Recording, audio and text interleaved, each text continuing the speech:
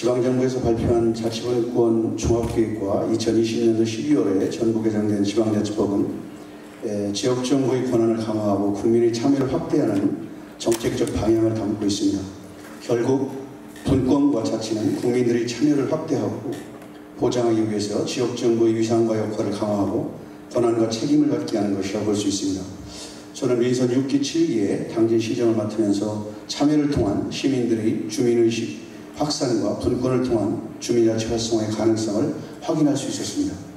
당진의 주민자치와 일선 행정의 사례를 통해서 주민자치 활성화 가능성과 지역행정의 한계 등을 중심으로 민선 8기 지역 정치 행정의 혁신 과제를 몇 가지 제시해보고자 합니다. 먼저 지역정부의 한계에 대해서 말씀드리겠습니다. 저희 당진시는 석탄 화력발전소가 10기가 입지해 있는 세계 최대 수준의 화력발전 생산지입니다. 현재 1000만 킬로와트의 에너지를 생산하고 있고 전기 자립률이 약 440%, 또 고압 철탑이 540기, 선화지가 약 250kg에 이르고 있습니다. 그럼에도 불구하고 2016년도에 신규 화력발전소 에코파워 당진 화력발전소 건설이 또다시 추진되면서 시민들이 거센 비판을 받았습니다. 당진 시민들은 석탄화력 저지 범시민 대책위원회를 구성하고 2016년 7월 19일부터 세종시에서 신규 화력발전소 건설 반대를 위한 집회를 벌이게 되었습니다. 저도 시장으로서 시민들과 함께 7월 26일까지 광화문에서 단식 농성을 벌인 적이 있습니다. 국가의 전원개발 사업의 계획과 승인에 전혀 권한이 없는 지역정부로서는 농성만이 유일한 방법이었습니다. 그러나 이러한 저지 농성에도 불구하고 산업통상자원부는 석탄화력발전소 건설 의지를 굽히지 않았습니다.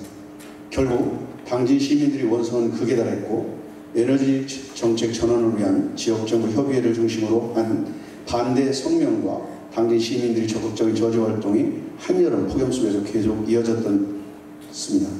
이러한 농성이 계속 이어지자 마침내 산업통상자원부는 전원개발 계획을 변경하게 되었고 석탄화력발전소 대신 2020년도 7월에 친환경 신재생에너지 발전인 태양광 발전소로 건설하게 되었습니다. 이러한 결과는 미약한 지역분권 하에서도 참여에 기반한 깨어있는 주민의식이 당진의 역사와 미래를 바꾼 자랑할 만한 사례라고 생각합니다. 위에서 보았듯이 분권과 관련된 기초지역정부의 한계는 중앙정부뿐만 아니라 광역지역정부와의 관계에서도 상당히 많이 느끼게 된다는 것을 지적하고 싶습니다. 대기환경보전법 23조에 따르면 대기오염물질 배출 시설의 신청 및 신고 처리 권한은 시도지사에 있고 3, 4종의 대기오염물질 배출 사업 경우에만 시군구에 위임하게 되어 있습니다. 따라서 당진시에 입주한 일종 시설인 현대제철에서 배출가스 오염 문제가 발생했을 때 우리 지역에 발생한 중대한 사안임에도 불구하고 직접적인 관리감독 권한이 없어서 신속하고 또 안전한 대처를 못하게 되었고 그 피해는 고스란히 당진 시민과 당진시가 감내하는 그런 상황에 처한 바가 있었습니다. 당진시에는 아무런 권한이 없는데도 시민들의 비판과 질타는 고스란히 시정이 감내해야만 하는 그런 상황이었습니다. 그 이후에도 발생한 대형 산업 폐기물 처리장 문제 역시 당진시가 아닌 금강위협 환경청의 권한임에도 시민들의 비판과 질타 그리고 그 책임은 기초지역정부가 가져야만 했습니다. 이 같은 사례에서 보듯이 기초지역정부 입장에서는 중앙정부의 분권도 필요하지만 지역의 특성을 반영해서 더 효율적이고 정책과 대안을 마련할 수 있도록 광역지역 정부가 아닌 기초지역정부로 과감한 분권과 권한이 이양되어야 한다고 생각합니다. 실질적인 지역행정 사무와 그 책임은 기초지역정부가 가지고 있다는 것을 다시 한번 강조해서 말씀드리고 싶습니다. 이러한 지역 분권의 한계에도 불구하고 당진시는 민선 6기 7기에 주민 스스로 지역 문제를 해결해 나가는 당진형 주민자치가 리통 단위의 마을자치가 확산되면서 대한민국 풀뿌리 민주주의와 시민의 참여 문화의 표준의 자리를 매김했다는 평가를 받고 있습니다. 당진형 주민자치는 민선 6기 출범과 함께 14개 읍면동의 주민자치협의회를 구성 운영하면서 주민이 실질적으로 지역의 문제 해결에 참여하는 주민주권 구현이 본격적으로 시작되었습니다. 우리 당진 신평면의 주민자치 사례를 하나 보겠습니다. 이 부분에 대해서 우리 정정환 교수님께서 강조하셨는데요. 주민자치의 중요성 확대에 대해서 저희가 2017년도 언론에 소개된 바와 같이 신평면 주민자치에는 주민 간의 생산협약에 큰 주목을 받았습니다. 아파트 10개 단지에 7천여 명이 입주해 있는 신평면 거살리에는 공동주택이 들어서기 전부터 원주민이 운영해오던 축사에서 발생한 악취로 인해서 주민들 간의 갈등이 끊이지 않았습니다. 이에 신평면 주민자치위원들이 축산농가로부터 악취저감 시설을 설치하겠다는 동의를 이끌어낸 뒤에 축산농가 대표와 아파트 주민들이 상생협약을 체결하면서 오랜 갈등의 실마리를 풀 수 있는 계기가 됐습니다. 이는 지역의 문제를 지역 주민 스스로 찾고 해결한다는 주민자치의 대표적인 사례로 토론과 협의, 존중의 자치문화가 주민들 사이에서 얼마든지 꽃필 수 있다는 확신을 우리는 갖게 되었습니다. 다음은 우리 당진시는 2016년부터 개인 균등분 주민세를 활용한 읍면동 특화 사업을 추진하는 등 주민주도형 자치문화를 만들어가고 있습니다. 2018년도 경주에서 개최된 제17회 주민자치 박람회에서 우수사례를 소개된 신평면의 아래목 토론회와 당진 2동의 고등학생과 초등학생의 멘토링 사업은 개인 균등분 주민세를 재원으로 추진한 지역의 대표적인 특화 사업이었습니다. 행정안전부는 당진시가 선도적으로 시행하고 있던 개인 균등분 주민세 활용 사업에 대한 지원 규정을 2018년 주민자치의 시범 설치 및 운영에 관한 표준조례 개정안에 담아서 배포하기로 했습니다. 행정안전부가 배포한 표준조례 개정안을 담고 있는 주민총회와 마을계획 또한 당진시가 2018년부터 이미 시행하고 있던 그런 사업들이었습니다. 이 같은 사례들만 보더라도 그동안 당진시가 주민자치 활성화를 위해서 혁신적인 정책들을 선도적으로 추진해왔다는 것을 자랑스럽게 생각하고 있습니다. 이제 주민들이 창조적인 아이디어와 창조문화를 신뢰할 때가 됐습니다. 자치와 협치라는 키워드가 우리 사회에 자주 강조되고 있지만 중앙집권적 행정 시스템에 익숙했던 국민들은 스스로 지역 현안에 대한 해결책을 찾고 자치와 협치에 기반한 주민주도형 자치문화가 매우 미약한 수준이었던 것을 부인할 수 없을 것입니다. 자치는 참여에서 시작된다고 생각합니다. 그동안 참여를 동원으로 이해했던 때가 있었습니다. 행정은 국민들이 참여가 필요할 때에 늘 동원이라는 방식으로 택했습니다. 이제는 생각을 바꿔야 합니다. 주민은 정책의 도구가 아닌 정책의 중심입니다. 이제 우리 당진시만 하더라도 주민들의 의견이 시의 정책과 예산에 얼마든지 반영할 수 있다는 경험을 갖게 됐고 참여와 자치를 통해서 주민들이 스스로 마을 공동체를 지켜나갈 수 있다는 의식의 변화가 확고해지고 있습니다. 당진시는 2020년에 77곳의 마을에서 시범 실시된 마을자치 활성화 사업이 이제 254개 전 마을에서 전면 실시되어서 주민 참여의 싹을 틔웠습니다. 이는 단순히 마을에 보조금을 지원하는 사업이 아니라 주민 스스로 사업을 발굴하고 실행하는 상향식 주민 참여 플랫폼의 완성이라고 할 수 있습니다. 또한 다양한 주민들이 시공간의 제약 없이 주민총회의 전 과정을 함께 할 수 있는 온라인 시스템은 주민 참여의 동력을 확대하는 데 상당한 역할을 하고 있습니다. 2019년 주민총회에서 2,560명이 참여해서 67건의 마을 사업을 발굴한 이래 작년에는 12,270명이 참여해서 112개의 마을 사업을 발굴하는 등 사업 발굴과 주민들의 참여율이 대폭 증가하고 있습니다. 민선 6.7일을 통해서 당진시는 주민들의 참여와 자치로 지역행정을 보다 효율적으로 운영할 수 있다는 자신감을 축적하게 되었습니다.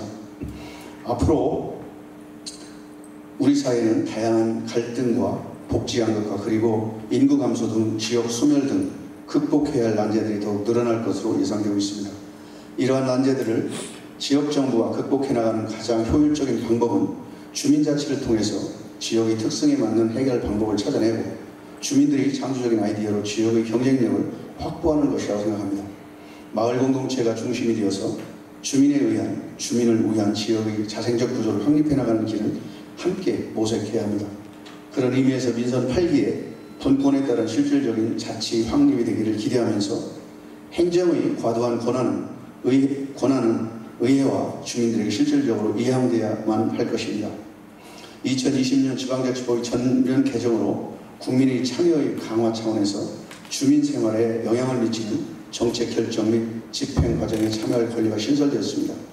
이에 민선 8기에는 국민들의 성숙한 정책 제안과 참여가 이루어질 수 있도록 지역정부는 협의, 토론, 수기문화의 정책으로 해서 민주시민교육을 강화하고 주민자치의 고도화 그리고 정책화 방안을 마련해야 할 것입니다.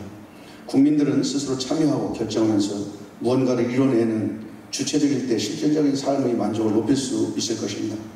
따라서 지역정부의 정책 수립과 이행 과정에서 시민들이 의사결정 과정에 권한을 가지고 참여할 수 있는 다양한 참여의 틀을 만드는 것이 중요하다고 봅니다. 특히 지방자치법 전면 개정안에서 빠진 주민자치의 관련 조항, 주민자치 운영과 권한, 지원 규정이 다음 개정안에 반드시 반영되어서 주민자치의 근거 법안이 조속히 만들어질 수 있도록 지속적인 노력을 요구하고 싶습니다. 그리고 지방자치법 전면 개정되면서 지역의회의 자치 입법권과 인사권도 강화되고 정책 지원 자문 인력 제도를 통해서 지역의회의 자율성과 전문성을 높일 수 있는 계기가 되었는데요. 그러나 이러한 취지를 충분히 살리고 지역의회의 위상을 확립하기 위해서는 지식 공유를 위한 연구와 교육을 대폭 강화하고 자치입법과 예산심의, 행정사무감사 등 전문성이 강화된 인재를 양성하고 운영하는 방안을 적극 강구해야 한다고 봅니다. 이로 아울러서 전적으로 지역정부에 부여되어 있는 예산 편성권과 집행권 중에 마을 단위와 현안사업 또는 주민이 생활과 밀접한 관리에 있는 예산의 일부는 의회에서 편성할 수 있는 권한을 부여하는 방안을 검토할 필요가 있다고 생각합니다. 지역의회가 이러한 권한과 독립성을 갖고 전문성과 위상을 확립해야만은 자치분권 2.0 시대에 걸맞는 지역의회로 뿌리내릴 수 있다고 보여집니다. 이렇게 될 때 행정은 의회의 전문성과 주민자치의 새로운 시스템을 믿고 과도한 권한을 과감하게 의회에 이양할 수 있고 의회의 권한은 민주정치의 주체인 국민에게 점차 이양되어야 한다고 생각합니다. 또한 재정이 없는 지역자치는 허울에 불과합니다. 지역정부는 필요한 재정을 조달하고 관리할 수 있어야만 지역 문제를 스스로의 역량과 책임하에 해결해 나가는 명실상부한 지역자치를 실현할 수 있습니다. 2006년에 지역교부세율 19.24%로 확정된 이후에 16년 동안 동결된 상태입니다. 재정자립도가 취약한 시군구의 경우에는 정부 사업에 지역 예산을 매칭하는 것조차 부담이 가중되고 있는 것이 현실입니다. 민선 8개는 대한민국의 진정한 지역자치를 확립하기 위해서는 재정분권에 대한 근본적인 그리고 과감한 대책이 필요하다고 봅니다. 국세와 지역세의 비율은 6대4 정도로 지역세의 비율을 높이고 현행 지역교부세 비율을 30% 이상으로 높이는 재정분권이 이루어져야 한다고 생각합니다.